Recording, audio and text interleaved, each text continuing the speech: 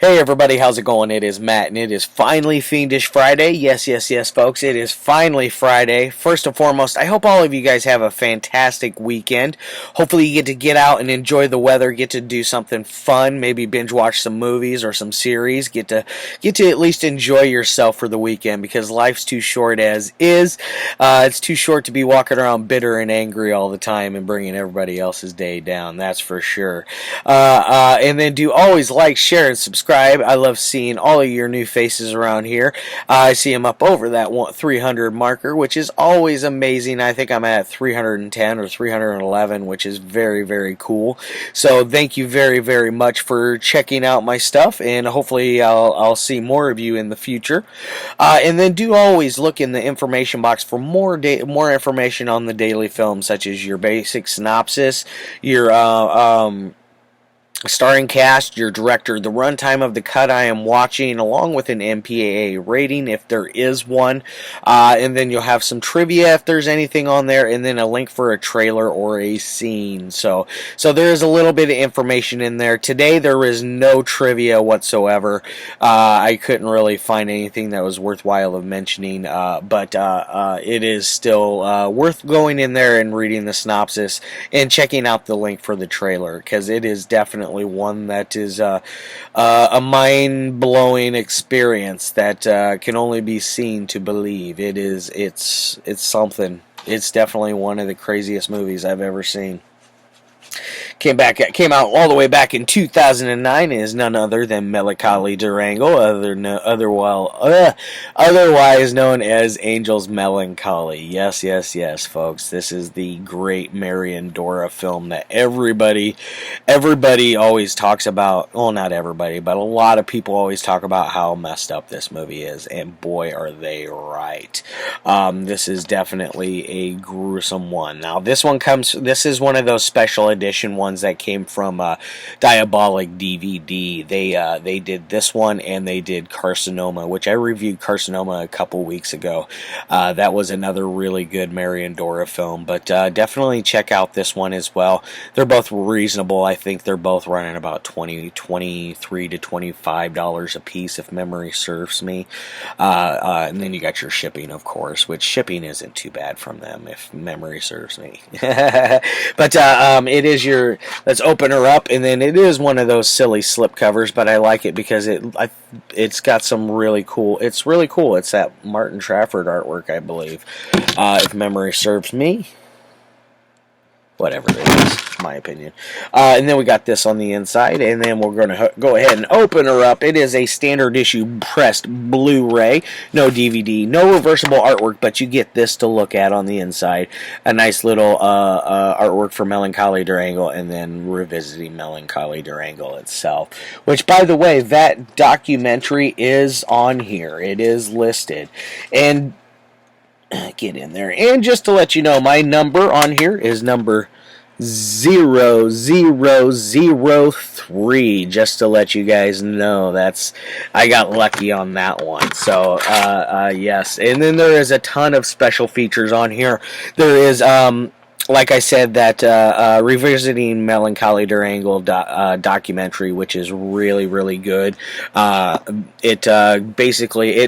Dora himself is in it, and he talks about everything that he did making this film, how they all were, their sanity was being put to the test.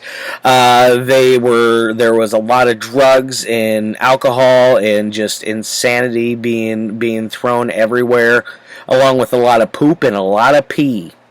And some vomit in there for a little bit. But it is mostly a lot of poop and a lot of pee-pee. It is typical of a Marian Dora film to have that in there. If that bothers you, then I don't recommend checking this out. This is definitely I would say top tier of the extreme films genre, subgenre, because this is definitely extremely well made. Marian Dora is an amazing film director. I can't say anything bad about the guy. I don't know about him as a person. I don't care. I just know about his films, and I'm keeping it at that. He goes over all them kind of things, and then there was a little silly little blurb. I don't know if I'd say silly, but there was a little blurb that a little audio clip that was on the very, very end of that revisiting Melancholy der Engel documentary that basically talked about if in a roundabout way, he talked about if he knew that it was going to be that powerful and extreme and invoke so many demons in them and have so much casualty of what happened. Because he lost like 16 kilograms or something like that, 16 kilos while he was making this film. Which is just crazy because I think it was only like a couple weeks schedule, if memory serves me. But very, very insane documentary. But he talks about if he knew he was going to do all that, he probably wouldn't have made the film. I'm glad that he did because it exorcised a lot of demons and it changed the world of film, in my opinion, for as far as extreme film goes. The guy, wow, it's just mind-boggling. Now, what other special features do we got? Oh, there's shorts of Marian Dora on there. There's what else do we got? Anything else worth mentioning besides the shorts? And the revisiting Melancholy. No, that's probably about all I would say that are in the features that are worth watching mostly, because those are the big key things in my opinion, or at least to me those were the key things that stood out the most. Now, what is this movie about exactly? It's about a guy who basically he finds out that he's going to die soon. He wants to have one last big hurrah before he goes out, so he meets up with his good friend, who is another one who is just as deviant, if not more, than our good friend Carsten Frank, who is, which by the way, I forgot to tell you, this came out in 2009. This is not rated by any means, and this cut is running at 2 hours and 44 minutes. 2 hours and 44 minutes. That's quite the run time, and then if you throw in the documentary, you got another hour on top of it. So you got almost 4 hours of film to go through if you sit down and do this in one shot, which I did do that again today. I went down and I watched both the documentary and the movie back to back in. Oh my God, I feel like I just ran the gauntlet. Like, I've seen this film twice now, and it drains you. It is very, it grabs a hold of your soul, and it tries to shatter it, but it just bends and goes in other directions and becomes all contorted, and isn't what exactly you were before. You're a different person in other ways. And now this is one that I definitely think has suffered cuts along the way. Why would it get cut? Well, there's a lot of things in there that are extremely debaucherous, deviant, sadistic, just beyond everything that you can think of as a upstanding citizen. Oh, what sexual deviance can we come up with? That is basically a lot of this movie, is a lot of sexual deviance. And it stars Zenza, Raggi, Frank Oliver, Janette Weller, Bianca Schneider, Patrizia, Johann, Peter Martell, and good old Carsten Frank. And this is directed by Marian Dora, which Carsten Frank and Marian Dora worked on both Cannibal together, and then they worked on Debris Documentaire, which I have yet to see that one. I hear it's quite an interesting one, and then there's they also worked on the very bad Yuli Lamel film Green River Killer, which is absolutely awful. But the one good thing, that the saving grace out of that movie is you get Carsten Frank and Marian Dora did all the assistant director stuff. So everything that doesn't look like a Marian Dora film, or I mean a Yuli Lamel film, when you see horrible cinematography and bad cuts, that's when you know you're in the Yuli Lamel part of it, and then in the Marian Dora, it gets a lot darker because that's when there's a lot of autopsy stuff going on. So it definitely the tone of it changes quite tremendously. It is the only thing that saves that movie because that is one of the worst not documentaries, but serial killer films I have ever seen in my life. It is horrendous. Now back to what I was saying. This was about a man finds out he's about to die. He meets up with a good friend of his who is also a deviant just like him. They meet these two girls at a carnival, and these two girls are luckily for them, they meet these two girls because they needed women for whatever it was that they had in mind from the beginning.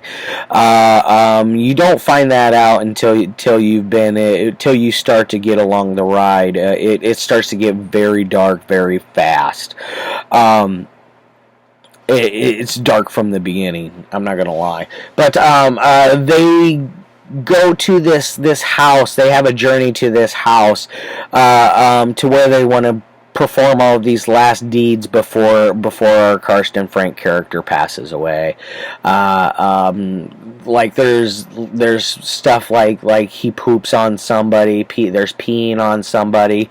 There's stuff going on with animals. There's dead animals stuff done with that. I could have done without the animal stuff, but it is what it is. At least all the animals that were hurt were dead. I didn't see anything that really. No, I did see shit. I saw stuff that flat out nobody should see that was in this movie. It is not for everyone. Definitely not. This is not for anybody that is, I would say, tender or easily rattled or get disturbed and grossed out by things. Do not watch this. Do not watch it. You will be very upset. It's a very powerful movie, and it's supposed to piss you off, and it does it, and it does it very, very, very well. Because the way that each and every one of these characters is delivered is just amazing. The way it's done is just amazing. But they meet up with this other lady before they get there, and she is probably the most one of the most messed up ones out of all of them, because she's the one that there's a lot of poo and pee, and then she lets a goat sodomize her, or she's kind of a nasty person. At one point, Carsten Frank poops on her vagina and smears it, and she just rolls down her skirt and just goes about her day with poop all in her hoo-hoo. I can't imagine that's good. You might get a infection in there, I would think, and not unless you want that. But you later find out that girl is very she feels like she's dead inside. She has no one. She's just a pair of bones that is held together by skin and by flesh and muscles. She's very gosh, I would say she hates the world in for everything that it is, and she hates herself just as much. Everything is open. There's no taboo. There's nothing that you can do to disturb her or push her over the limit. It feels like, because they do things in front of her, like they stab this chick in the vagina so much that they cut out her one of her ovaries, and play with it. It's quite disturbing, I'm not gonna lie, but before they do that, they decide they're gonna kick this chick in the vagina like 3 or 4 or 5, 6, 7 times. I don't know how many times. It was a lot, is all I can say, and it looked very painful. And she was there was no clothes on her, and he had shoes on. So if that tells you anything, it had to really hurt. But they're doing all these nasty things, like, and then there's this old man that comes along with this handicapped girl, who the handicapped girl is tortured right from the first get go of you seeing her. They basically leave her to, she's in a wheelchair, and they leave her to wheel herself all the way through this bumpy terrain to get to this house. They finally get her there, and then they have to go upstairs.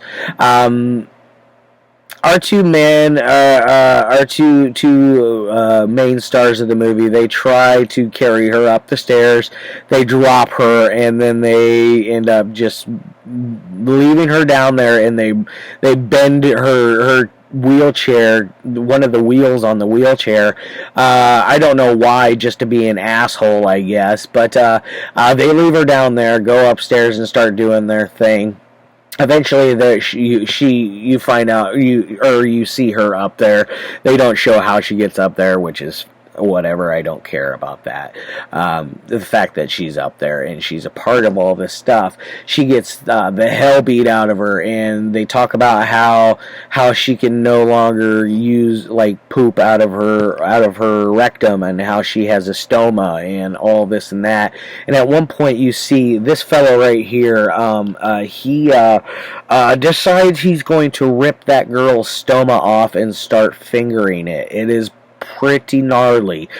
He even rips her catheter out of her urethra, and you see blood fill up her panties. So if you're picking up these vibes that I'm putting down, you know what you're going to get yourself into and how disturbing it is, because it has every bit of perversion that I've ever heard of or can think of inside of it. It's disgusting. But what else happens in here? You get to see a poor little dead bunny rabbit get his head chopped off. You get to see the downfall of these all of them essentially, but these two poor girls that went along for the ride, and now they are on a real ride to hell. And the fact that they just willingly went along is just blows my mind, because it just seemed like they just met these two dudes. And they don't try to leave, you know. They don't, ever. The only time someone tries to leave was towards the end, when the girl got kicked in the vag. So, yeah. Anyways, now as far as how good is a technical side this thing as it goes, Marian Dora has a beautiful, beautiful eye for film.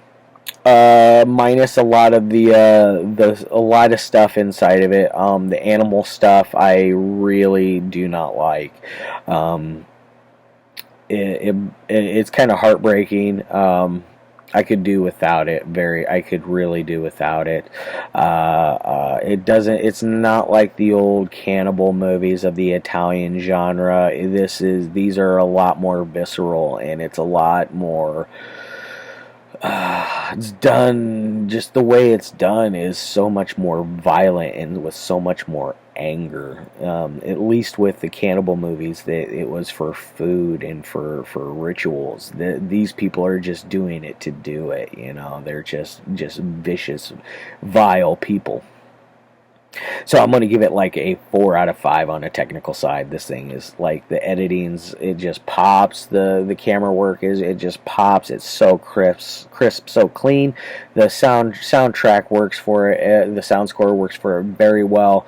The acting is over the top good. This character right here, he is the old man that is in charge of the girl in the wheelchair. He eventually beats the hell out of her, and she well, first this dude beats the hell out of her, fingers the stoma, all that jazz, throws her down these stairs, and then eventually the old man comes along and is beating the hell out of her even more outside of the house. She decides she's going to end it all, and the way she ends it is just like, what? But you see it coming as well as she does. But it's interesting. Now, as far as entertainment side goes, this thing's probably a 4 out of 5, 3 out of 5. It would be a 5 out of 5 if it wasn't for the animal stuff. This is the poop and the pee. It doesn't bother me. It is what it is. The puke is whatever. I'm not gonna watch. It's not a Lucifer Valentine movie, so you're not getting yourself into a bunch of vomit wars. But anyways, I would say like an 8 out of 10 kind of movie, maybe 7 out of 10. I'm leaning more towards that 8 out of 10 level. So, woo! Sorry there, Marian. But definitely give this one a whirl and let me know what you think of this behemoth. Next week I'm going to be doing a Yan Chaos movie for sure, which will be my first of his to review. I'm excited to review one of his films. That'll be fun. Not sure what else I got lined up. I'm going to do some Italian movies. I know that for sure. At least in an old cannibal movie. That's one of the originals. All right, love your faces. I'll see you next week.